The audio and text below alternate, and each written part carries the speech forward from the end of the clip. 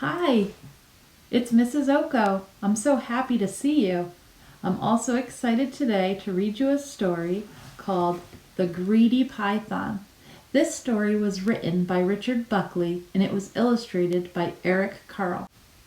Half hidden in the jungle green, the biggest snake there's ever been, wound back and forth and in between. Let me see you try to act like a snake. Can you wind back and forth and in between? There you go. Nice job. The giant snake was very strong. Can you make a muscle? How strong are you? And very, very long. Stretch your arms out now and show me how long you think that python is. He had a monstrous appetite, and his stomach stretched from left to right. He quickly gobbled in one bite whatever creature came in sight. A mouse that scampered to and fro, squeak, squeak, squeak, squeak. A frog that jumped up from below, ribbit, ribbit, ribbit. A bat that hung from his left toe. A fish that swam a bit too slow. And a bird that flew a bit too low. Tweet, tweet, tweet. A porcupine still half asleep, and a monkey in mid-leap. Ooh, ooh, ooh. A leopard sitting in a tree, and a buffalo who came to see. An elephant, complete with trunk, was swallowed in a single chunk.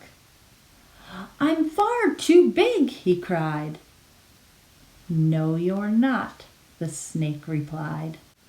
At last the python's meal was done, and he lay resting in the sun.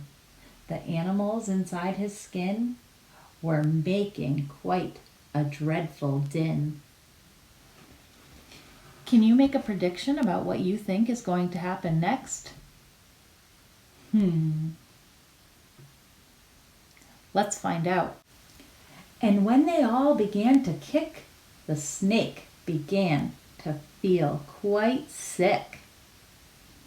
He coughed the whole lot up again, each one of them, and there were 10. Can you help me count all the animals? 1, 2, 3, 4, 5, 6, 7, 8, 9, 10. Nice job counting. He soon felt better, and what's more, he was hungrier than just before. He hadn't learned a single thing. His greed was quite astonishing.